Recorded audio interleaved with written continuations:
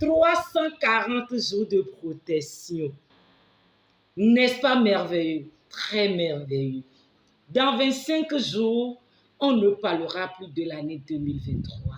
Ça serait une archive. Ça serait une histoire passée. Je déclare, je prophétise, je décrète et j'établis sur ta vie que les 25 jours restants te soient des jours de bonheur, des jours de grâce, des jours de faveur, des jours d'accélération divine à tel point que l'Éternel te surprenne largement avec cette grande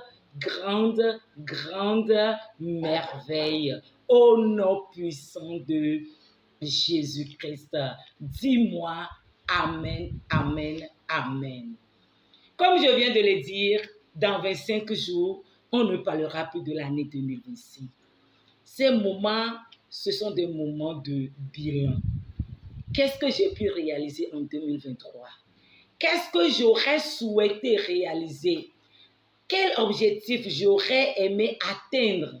Mais voyant les 25 jours récents, je suis sous pression. Est-ce que ça se réalisera encore? Ça serait fait des questionnements par-ci, par-là. Pour les initiés, ceux qui savent comment le faire, ils ont déjà fini leur bilan. Ils ont déjà entrepris, établi des projets pour la nouvelle année.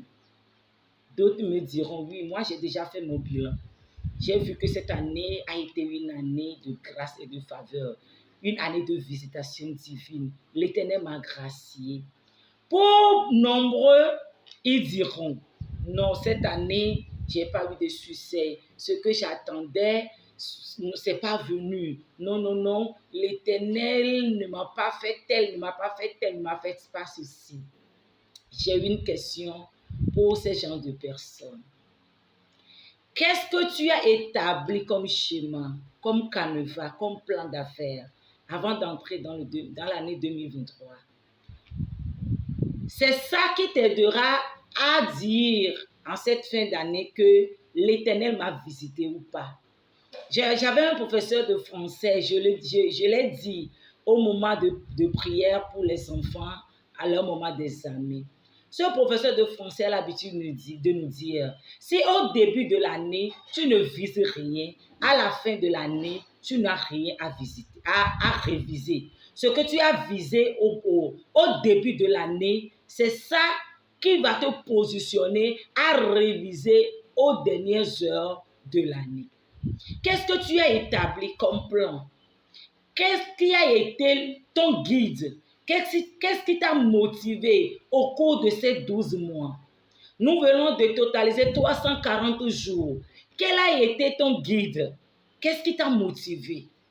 Les formations que tu as suivies, qu'est-ce qui t'a dirigé vers ce genre de formations? Les séminaires, tes réalisations, tes achats, ce que tu as essayé, les actes que tu as posés, les actions que tu as menées. Qu'est-ce qui a été le moteur derrière cela? Je ne suis pas là pour te condamner ni pour t'accuser, mais c'est un constat très amer qui nous est tellement difficile de faire à chaque fin d'année. Ça fait que les mêmes scènes, les mêmes scénarios se répètent. Non, telle année n'a pas marché, au moins j'ai misé sur l'année là, au moins ça aussi, peut-être c'est pire. C'est comme si notre vie, ça va de mal en pire. Surtout que nous grandissons, surtout que l'âge s'avance, ça nous cause de problèmes. Mes chères dames, je suis venue aujourd'hui pour te dire que toute réalisation, toute réussite qui dure n'a jamais été quelque chose qui est fait, qui est venu par un fruit du hasard ou par ce qu'on appelle dans le monde la chance. La réussite, ce n'est pas une loterie. Non.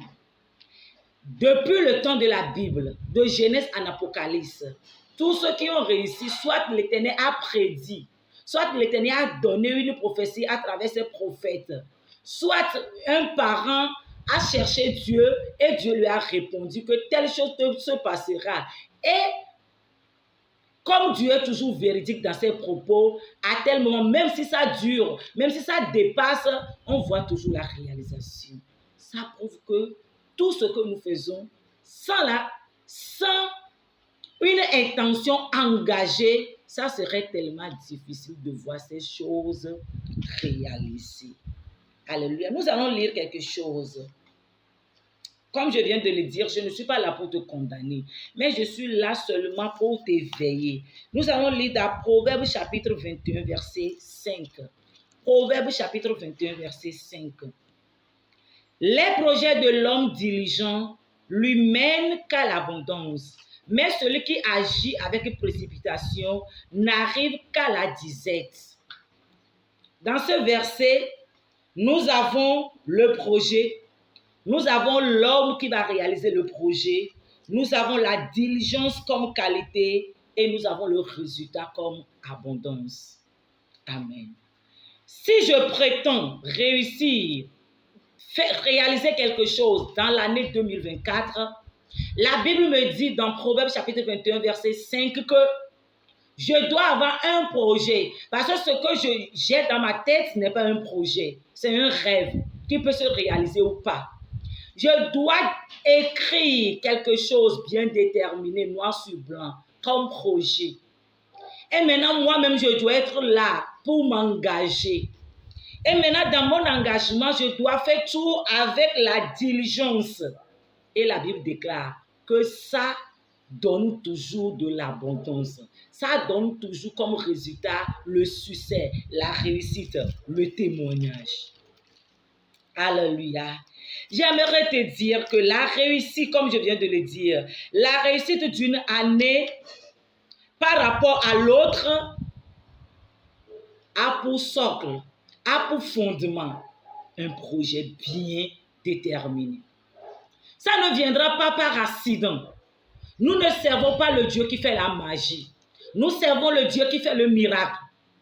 Avant de réussir, je dois avoir un projet. Moi-même, je dois être là. Et je dois m'engager avec un esprit de diligence. Et c'est par rapport à ça que l'Éternel me bénira. C'est ça qui fera de cette année un succès par rapport aux années précédentes. Sinon, nous allons passer des années en année, d'autres vont témoigner, nous allons voir ceux avec qui nous avons fréquenté, ceux avec qui nous avons fait des formations, leur vie changer et nous serons là à dire qu'ils ont touché quelque chose. Moi, j'ai touché quelque chose, j'ai touché Jésus. Je ne sais pas pour toi. Si toi, tu déclines la bénédiction des gens par rapport à ce qu'ils ont touché, moi, j'aimerais te confondre que moi, j'ai touché quelque chose. Et je suis en train de toucher quelque chose. En 2024, je toucherai quelque chose encore. J'ai touché quoi? J'ai touché Jésus. Alléluia. La réussite est intentionnelle. Et ça commence par la concession d'un projet. Et maintenant, la présentation de ce projet à Dieu. Si nous lisons Proverbe chapitre 19, verset 21. Proverbe 19, verset 21 dit, il y a plusieurs, dans la pensée d'un homme, il y a plusieurs idées qui viennent. Mais seul ce que l'Éternel approuve réussissent. Alors, dans la réussite, j'ai compris que c'est un partenariat.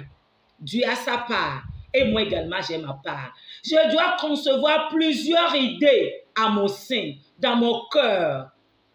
Et c'est là que si je présente ce projet à l'Éternel dans la prière seule ne change pas la situation. Je dois avoir des motifs, je dois avoir des projets, des arguments solides en présence de l'Éternel. Et c'est lui qui va choisir ce qu'il va réaliser en cette année et c'est ça qui me donnera la différence par rapport aux années précédentes. Maintenant, avoir le projet, prier, c'est bon. Ça seul ne suffit pas. Je dois engager la diligence. Je dois travailler. Je dois exécuter ce projet avec un zèle, avec un engagement, sans paresse, avec une motivation bien déterminée. Je ne peux pas dire que non, moi je suis chrétienne, j'ai veillé toute la nuit, j'ai prié toute la nuit et maintenant le lendemain, je vais dans mon atelier, je vais dans mon salon, je viens dans ma boutique à 11h, à midi, à 10h. Non, non, non, non. Quel que soit ce que je fais comme activité, que je travaille dans mon compte personnel ou bien je travaille chez quelqu'un, à part mes projets, je dois engager un travail fait avec zèle, sans paresse, pour que j'aie la gloire de Dieu. Je descends pour te dire, chère dame, il nous reste 25 jours. C'est encore trop beaucoup. C'est largement suffisant pour que tu conçois quelque chose comme projet, pour que tu nourrisses quelque chose comme projet.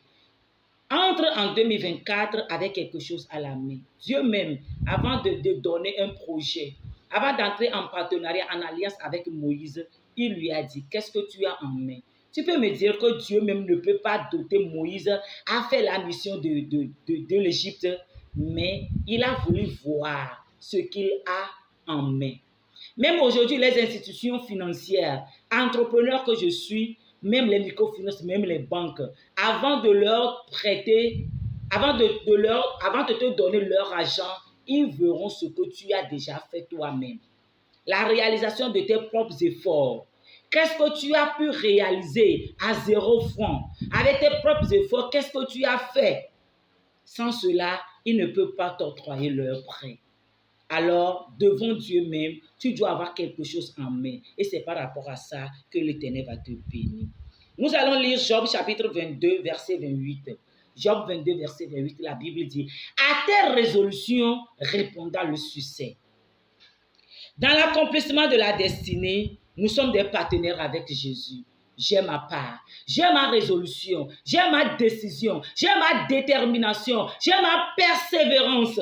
Et Dieu également a sa part, qui est la grâce qu'il va m'octroyer et je réaliserai mes projets avec succès au nom puissant de Jésus. Chère dame, je suis là pour te dire, nous avons prié, nous continuons toujours de prier et nous prierons toujours en 2024. Mais ce qui va différencier l'année 2024 de l'année 2023, c'est ton engagement à réaliser un projet avec la diligence totale et l'Esprit de Dieu réalisera, déversera le plan préétabli de Dieu pour accomplir cette mission au nom puissant de Jésus. Pour ceux qui ne me connaissent pas, je suis Madame Margot, la modératrice de la plateforme internationale des femmes combattantes. Je suis une femme chrétienne qui aime gravement Dieu. Oui, je suis tellement amoureuse de Jésus. Je sais là où il m'a tiré. Il m'a démontré premièrement son amour. C'est pourquoi moi également je l'aime beaucoup.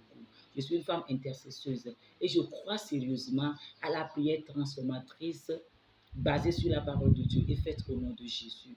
Sur cette plateforme, j'ai comme mission de vous parler des héroïnes de la Bible, la manière dont elles ont cherché Dieu avec engagement, avec diligence, la manière dont elles ont dit oui au combat de leur vie, elles se sont mises au front, elles ont combattu jusqu'à remporter la victoire, leur propre combat, le combat de leur foyer, le combat de leur mari, le combat de leurs enfants, jusqu'à marquer leur histoire et voir aujourd'hui leur nom écrit dans la Bible. Et par rapport à ça, nous initions des séances de prière, des jeûnes, des veillées, des prières de soir. Et par rapport à ça, nous prions consciemment jusqu'à avoir des victoires. C'est pourquoi cette année, Dieu nous a tellement octroyé des victoires imméritées parce que nous avons des projets par rapport auxquels nous prions. Nous prions par rapport au projet de nos maris, au projet de la vie de nos enfants et l'Éternel nous a graciés avec des témoignages immérité, des miracles. Cette année, nous avons vécu la foire de miracles, le festival de miracles. C'est pas une magie, mais c'est programmé consciemment. Et l'Éternel a vu notre engagement, il nous a graciés. Vraiment, je t'encourage, toi qui n'as pas encore intégré cette plateforme, abonne-toi sur cette chaîne, active la cloche de notification. Laisse un message, laisse un commentaire, au moins dis amen, amen, au moins encourage-nous. Il y a des dames qui sont engagées en présentiel comme en ligne. Encourage-nous. Active la cloche de notification pour recevoir des vidéos à chaque instant.